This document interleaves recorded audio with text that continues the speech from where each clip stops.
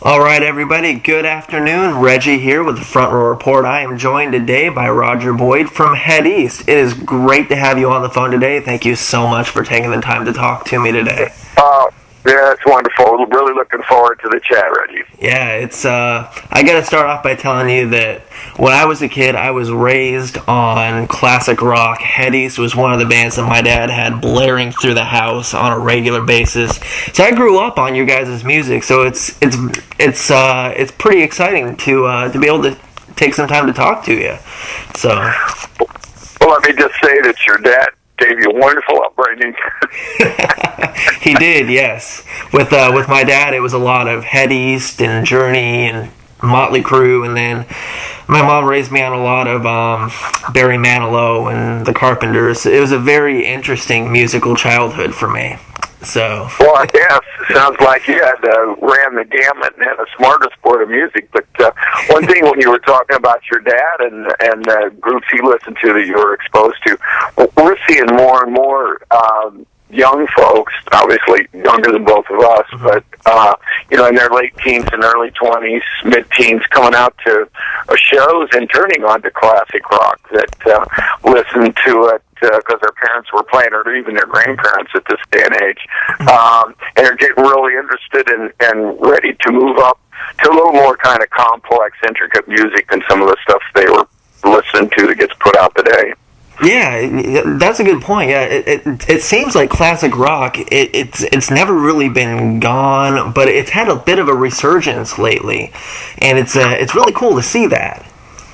Well, in my opinion, it's huge resurgence, and I think it's awesome, as they say, because once we started hitting about that 82, 83 mark, really, if you were doing an interview like this, people would be talking more about dinosaurs instead of classic and legendary, and that was kind of a tough decade. We all never went away completely, and the music never went away. Classic rock, or rock of the 60s, 70s, early 80s never totally went away. But, there was all the disco, and there was the new wave there, and there was this, and there was that. And it really wasn't until really in the mid-90s, all of a sudden, we started seeing a lot of interest returning to the music of the 70s, what I call the golden age of rock and roll. And more and more stations started switching to that format. And right now, that's probably one of the stronger radio formats. And definitely, if you want to go out and hear good live music, classic rock bands, because in that era, you had to know how to play. You had to know how to sing, because the technology wasn't. If you had a lead singer that sang flat, you were in trouble. You had to get somebody that could sing on pitch.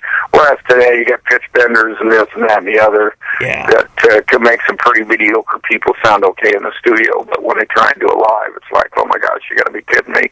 And I think one thing that I think might attribute to, this big resurgence lately is a lot of the newer rock bands that are coming out, or I think they're just lacking in not necessarily just talent, but overall rock and roll has an attitude to it. And a lot of these new bands that are coming out now don't have that rock and roll attitude to them. So when a lot of rock fans are listening to the radio, they're hearing all this new music that just doesn't appeal to them. And so what do? They switch right over to the classic rock station because they want to feel that, Well, I agree with it. I agree wholeheartedly, and that's a really good point that I never thought about in that light. But it's really interesting, Reggie, that you brought that up. I think the other thing is that makes the classic rock band so different. Bands from that era, it's because everybody played all the time and could really work on and hone their craft. I mean, we were all able to play 6 or 7 nights a week, started out as cover bands, and then gradually started working in our material all the time until people started coming more and more to hear our songs instead of other people's songs. Today, for younger bands, it's really, really, really tough out there because they can't play 6 or 7 nights a week. There's not enough places for them to play. I mean, I grew up playing sock hops and team centers and high school dances, and we had big Chicago high school dances, for instance, every Sunday night, big dances. And you really had a chance to learn your trade and do it before the pressure was on being being a real big-time professional under the microscope.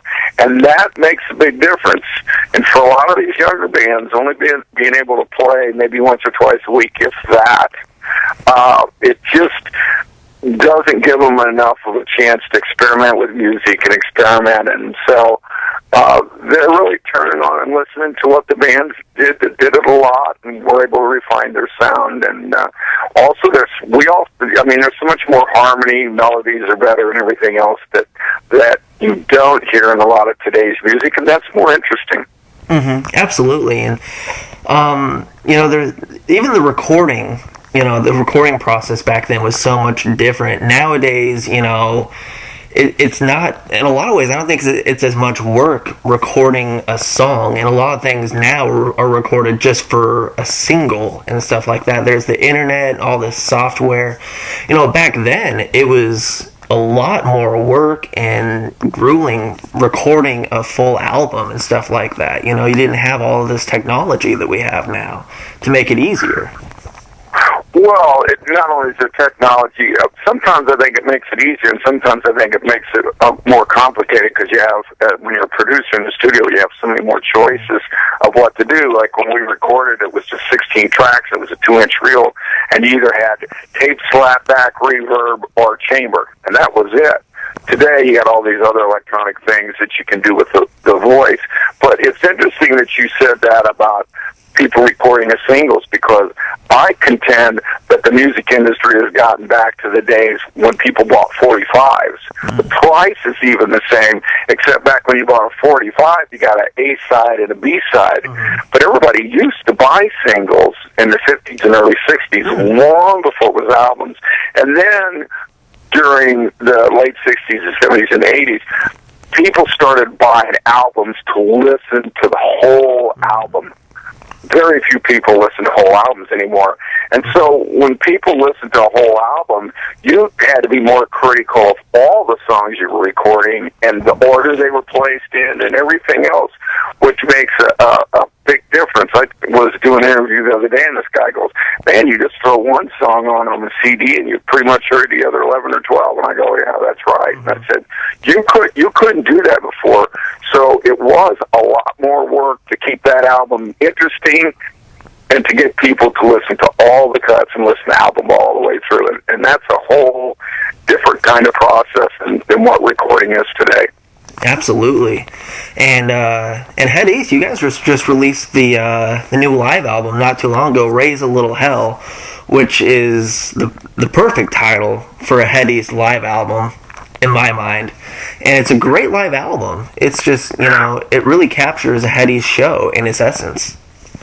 Well, thanks for the compliment. Yeah, we thought Raise a Little Hell was a great title for us, because we've been raising hell for 4 decades. Yeah. But and we're a good time rock band. We want people to come out and party and raise a little hell in the good sense. And we really think we captured that. We got 7 of the old quote unquote classic Head East songs, only updated. I mean, it's been almost 40 years since we cut Flat as a Pancake and recorded Never Bang Reason.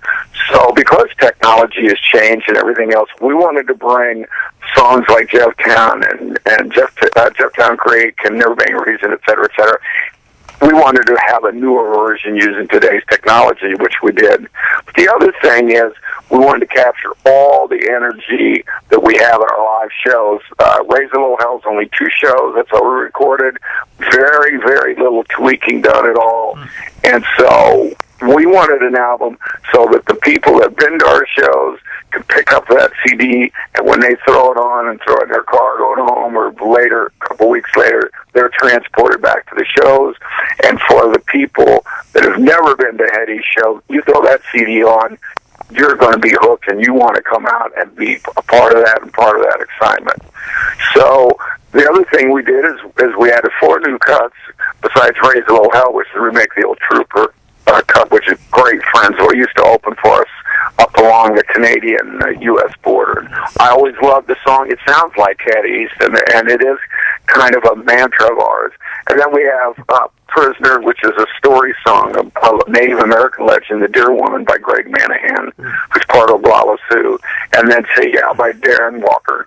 And then the Two Cuts by Glenn Bridger, our guitar player, which is One Night. And, of course, Me and My Whiskey. Being the old rock and roll guys that raise a little hell, we've consumed more than 3 bottles of Jack Daniels. Yeah, man, it's you mentioned that it was recorded over 2 shows. That's correct. How did you pick obviously you probably got this question a lot, but how do you choose the cities that you're going to record a live album in, and how do you choose the songs from each city that you want to include? Well, you choose the songs, doesn't make any difference what city they are. You just listen to each cut, and you pick the cut that captures the energy and excitement, the magic that you want to capture, whether it's recorded in Chicago or recorded in Boston or Dallas or San Francisco or Orlando, wherever. Where it's recorded has nothing to do with it. The choice of where you record has as much to do with when's the equipment available. Is it a really good venue where you're going to have good sound, or you got a lot of room on stage, or you have this or that or the other? So we recorded outside Rockford, Illinois, which is outside of Chicago, and then a big casino outside of Green Bay, the Oneida Indian Casino, the Oneida Casino, which we played a time or two before, and we had a lot of great fans up there. So we knew that we'd be able to capture, some of the good audience stuff that's there as well. But like our live album that we recorded in 1979, we set up in the Kansas City Uptown Theater, and we set up a couple of days early. And we had an outside producer that came in there, which we really shouldn't have had, because we've always been one of the best live bands in the country. And we should have just done it ourselves. And he really created a lot of problems. And we spent about 4 or 5 days plus our live shows. Like, he wanted us to do the live show like he wanted to do it on the album. I go, well, you can't do that. You have to do the live show the way it is, and then that's what goes on the album, which is what we did here on Raise the Little Hell. And it was not going well. He got really sick and had to fly back to Los Angeles to go to have some surgery. And when he did, we recorded that in a place called the Frog Hop Ballroom in St. Joe, Missouri, which is a neat ballroom, but it was the Frog Hop Ballroom. And then at Knox College in Central Illinois, Galesburg, Illinois, because we needed to get the record done, and that we were playing those 2 shows right next to each other, and we had the recording truck available because we had a big mobile unit for that. So more times than not, the city is more determined by what do you have, what kind of equipment do you have available, when is it available, and what's the venue like. And then what you do is you pick the best cut. So that's why you do 2 shows, just to, it's hard to get a whole show to go perfect no matter what. And so you have 2 shows to give yourself a little choice, or somebody hits a microphone or drops a microphone, or something happens, or there's some cut out. You have cut number 2 to go to. So that's what you do for live recordings. Okay, cool. Yeah, there's always at least one thing that's going to go wrong during a show, and a lot of times the fans don't even notice it goes wrong. It either happens behind the scenes or sound-wise. The fans don't always pick up on it, but from my point of view, right, exactly. The band always notices it, and sometimes the ones who are maybe reviewing a show notice it because we go to so many shows that a lot of times we'll pick up on it. But it's interesting how you talk about it. It's always good to have that backup there, because I never really thought about it like that. Oh yeah, it's virtually impossible to have the perfect show. Yeah. I mean, you're up there for a long period of time. A lot of stuff's going on. You got a lot of people running around. You got this, you got that, and it's equipment. And equipment, invariably, a piece of equipment somewhere along the line, one of the pieces, especially when you have extra equipment for the live recordings, you got all kinds of extra mic cables and transmitters, and there's this and that and the other. There's always one piece of equipment, at the very least, is going to go And so you just really need a backup. But yeah, especially the bands have been around, the seasoned bands been playing for a long time. There's always something, and every show's a little different. Every show's a little different. No two shows are alike. So there's always something different's gonna happen, and you notice it, but the audience is focused on other things, and they're into it. And like you said, the people that review a lot of shows may pick up on some of it, but the good professionals know they're going to happen. They keep on going. They don't let their body language come unglued to bring attention to something, and then the crowd's into it. And that, a lot of times, the true professionals you mentioned don't let their body language take over. A lot of times that takes years and a lot of time to really practice and perfect, not letting anybody pick up on the fact that something's going wrong. A lot of years of practice, but that's part of becoming a big-time professional. That's one of the lessons you have to learn when you make that jump from, a local or regional band to a national stage. It's a big difference. Like the guys that are playing with me now, have been with me almost 5 years now. They were from a big regional act in Kansas City. They all played together for about 10 years or so. But it was interesting to watch them develop as they really became part of the big national band, Head East. And there were some lessons they had to learn. And finally, after a year or so, they said, "Boy, I think we're finally getting it now." And I go, "You're right," because a lot of times it's not the musical talent that's the issue as much as all the other things you have to deal with: the added pressure, the interviews, the learning about the body language, learning to work a bigger stage, and learning to work bigger crowds and things like that. They're all important. Yeah, definitely. And going back to what we talked earlier with a lot of, history and some of these bands, way back when you guys, I've heard you guys had a rivalry with REO Speedwagon back when you guys were first starting out. Friendly rivalry, over in, Urbana, I think? Yes, Champaign Urbana at University of Illinois. Great. Oh yeah, we were the two biggest bands in town. Rapidly became the two biggest bands in town. So yeah, there was always a big rivalry between the two bands.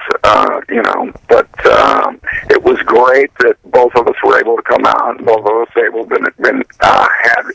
wonderful national success. In fact, we're going to be playing with them and Styx at the Illinois State Fair. Oh, nice. I think it's August 10th, and that's going to be an all-Illinois show, and we've all known each other since we were cover bands. Because when I first met REO, before Head East had even started, they were a horn band. People go, "No way." I go, "Well, back then, almost everybody was a horn band, because that's the music that was in this, and that was 1967.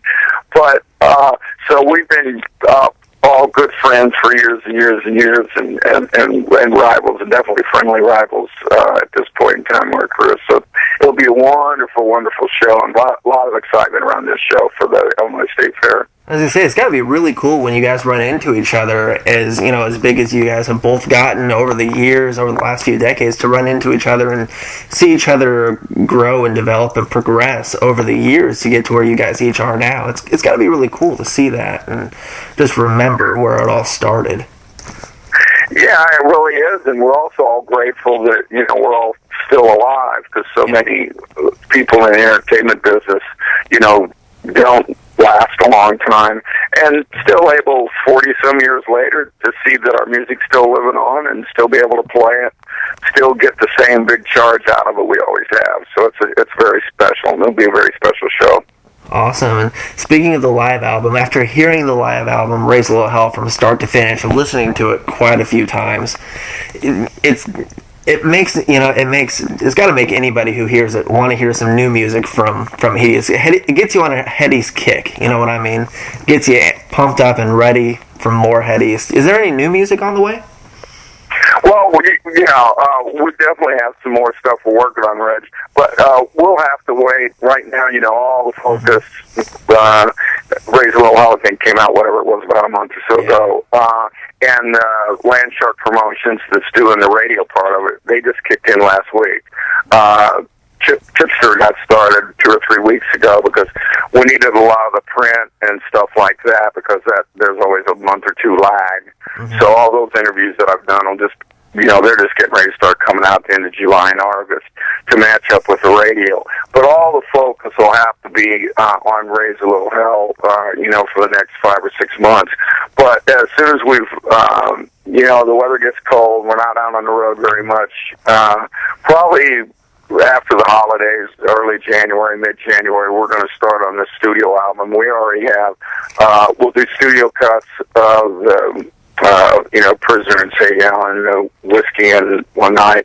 And then we already have 2 or 3 other songs that we're working on, and about another 3 or 4, at least, that are half to 2/3 the way done that we'll finish up. So that will all come in winter time when we're hunkered down and got a lot of time to spend finishing on the writing.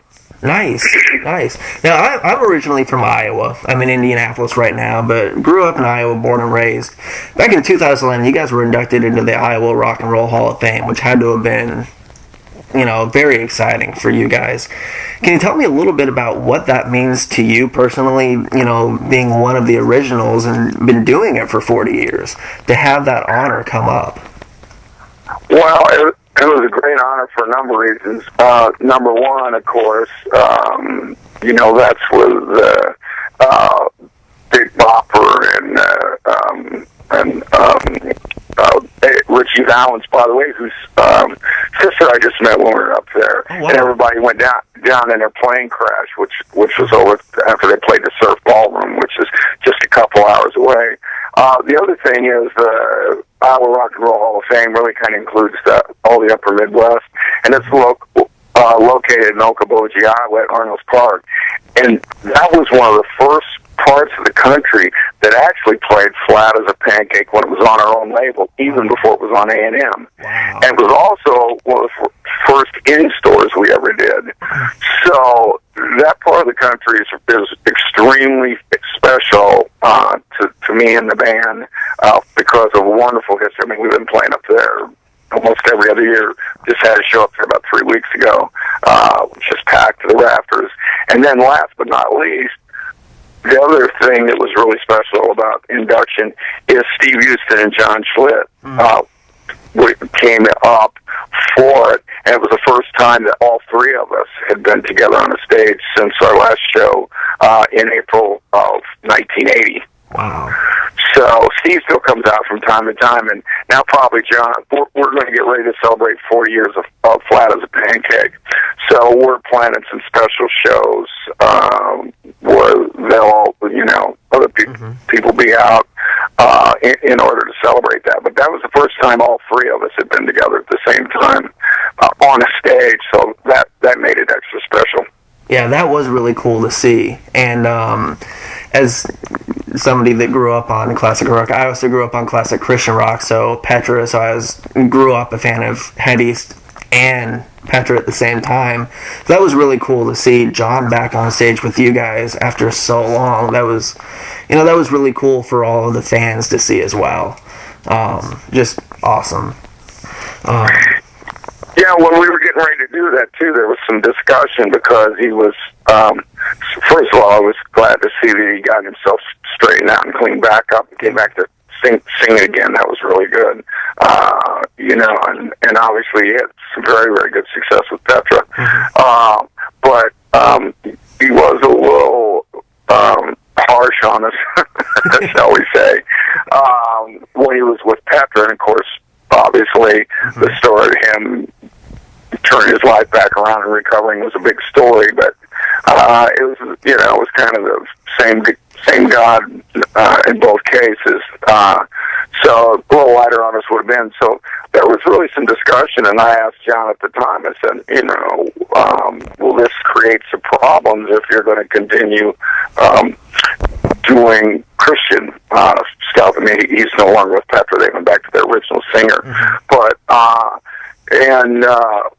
because there was some concern about that, but he didn't seem to think so. And I go, oh, it's fine. I mean, fine. That obviously not an issue with me, because he was the guy who's going to have to answer the tough questions. But a number of supporters of Petra came out and they just had an absolute blast. You know, rock and roll, obviously. In fact, John was a little. My newer guys came up and said, "John, I think John's a little nervous." And I go, "This is a different environment. You know, good music, no matter what arena it's in, whether it's Christian rock or it's rock and roll or it's R&B or it's blues or it's country or whatever. Good music is good music, but each of the different areas, there's different protocols and performances are different and everything else." And I said, "John hasn't done rock and roll for a long time." You know, that kind of energy and excitement and everything else for rock and roll, combined with being inducted to the Hall of Fame, you know, I said he should be just a little nervous. And then having him and Darren Walker stand on stage together was just incredible, because Darren, and you can't always tell the difference between Darren's and John's voice in a lot of spots. I can't, so I know other people can. And it was really nifty to hear those two guys sing together. So that was pretty special as well. Yeah, and speaking about, you know, the protocol, there's a lot of Christian bands, Christian rock bands that cross over to mainstream, and, you know, I've had a chance to see those bands in both environments, and it's two completely different, you know, it's almost like two completely different bands almost, just because you have to carry yourself in a certain way in the Christian market, and then obviously there's expectations and environments and atmospheres in the non-Christian scene. They're two completely different things, and so it's really interesting the way all of that works out, because in the end it's just music. You know, good music's good music, just like you said. Well, that's my position. I'm sure other people would maybe take a different position, but my position is it's music, and you know, good music is good music, and it's a special gift and a special talent to have it and to be able to share it with other people, no matter what style you're playing. It is just a rare opportunity, and it's a gift. It's a gift from above, and so people need to make the most of it. But that's an interesting point. But yes, a band that has their feet in both arenas. You're just playing your show different. You know, I don't even always do the same set every night. I reserve the right to change a couple of songs depending on whether we're in a big outdoor venue or we're more at a family festival venue or we're in a theater kind of venue. And so just doing the different venues will make a difference in how you play, let alone if you're doing something as different, if you're doing Christian rock and classic rock. Although today the Christian music scene has really evolved immensely from where it was 30 years ago. So you see more and more. You know, in the earlier days, it was almost your Bill Gaither homecoming. I mean, gospel, right? And hospitality and everything was an issue. And then as more and more younger artists got involved in it, there more and more rock came into it. And so, you know, today, I mean, some of the Christian bands rock out pretty good, to say the least. Yeah, definitely. I mean, Christian music has even evolved more than a lot from where it was even 10 years ago. You know, but I think that's not just Christian. I think that's any form of rock, whether it be Christian or mainstream. I think that all genres of music, they evolve so rapidly and more rapidly as the years go on. You know, it's interesting to see how quick that happens. Well, videos totally changed everything. So when they came out, when MTV was really MTV and was actually playing music videos instead of whatever all this stuff is they're doing today, it really changed everything, because prior to that, to me, whenever you made an album and people listened to an album, it was like reading a book, you know. So people listened to a musical song and their imagination projected what the song was about, or this or that or the other. Once video started coming in, then that changed how people perceive the songs, and also all of a sudden, instead of listening to music, people got more interested in what everybody was wearing or how somebody looked. Like, you know, Lady Gaga, even though she's a pretty good singer, would she have been as successful if she hadn't worn meat and all that weird stuff she does. Probably not. No, I don't think she wouldn't have made it back in the 80s, I don't think. Right. 70s. So, you know, that alone started changing everything. And then technology is just moving so fast that it definitely has influenced the way things are recorded. You used to have to go to a recording studio. Anymore with Pro Tools, you can almost record an album in your den or living room, or you know. So there's been a lot of changes in the business, and that affects music and affects the style of music, et cetera, et cetera. Yeah, definitely. And speaking of that, you know, having done this for as long as you have, what is it? You know, what does it mean to you personally to be able to see Hetty's continue for as long as you guys have, and to be, it doesn't look like the end is anywhere near in sight. It looks like you guys are going to continue to keep going and going. As one of the originals, what does it mean to you to see all of this happening with the band? Well, to continue to see people come out and enjoy our music, see us live, enjoy our music, and getting our product is very special, because our music is lived on. I mean, today, when we talk about the music business day, you're almost lucky if you can keep something going for a couple of years, let alone for almost 40 years of Pancakes. So that album has stood the test of time, and that music, the music on that album, and some of the music we've done is going to be around for quite a while to come. The other thing for me personally that's so great, and people can listen to it and raise a little hell, is I've kind of come full circle, because once the quote-unquote original band, different people left for, you know, various reasons, and then I kept trying to get that kind of magical combination back together again. Then we did some good recordings in the meantime, and had some really talented people and did some great shows. But to have this group of guys together to basically be almost a reincarnation of that original band that was so magical and did so many special things, is I've come full circle. And so for me personally, that has really been a huge upper. And then last but not least, I have so many good friends I've met in the last 35 or 40 years to retire, to not tour, to not continue to make great Hetty's music. I get to see them at least once a year, sometimes a couple times a year. And if I quit playing, that would be really difficult to do. And that's just something that I wouldn't be willing to give up. And then last but not least, to have fans come up to you after the show when we're signing autographs and talking to our fans and just talk to you about what your music has meant to them in their lives and how special it's been. That's the best, you know, and you can see it. You can see it in their body language and their eyes when you're playing, and when they just light up and they're singing all the words to the songs. That is just something very special that very few people get a chance to ever experience. So it will be really tough if there comes a time when I have to say, you know, I think I've probably just about played my last Eddie show. So that's a long way off yet. Good. Hopefully that doesn't happen for a very long time. Well, as I said, as long as I keep lifting my synthesizer over my head, I'll keep playing. All right. Because the lineup right now sounds just as good as it did, you know, in the 70s and 80s, and it just as good as ever. It's very good to see the band sounding as good as it does. Well, thanks a lot, Reggie, and I'm glad that you really love Raise It. We have high expectations for it, so. Awesome. Roger, thank you so much for taking the time to talk to me. It's been an honor. It's been great. It's been fun. Well, thanks a lot, Reggie, and I look forward to seeing you out on the road here for too long. Absolutely. We'll see you then. Okay, bye-bye. All right, see you.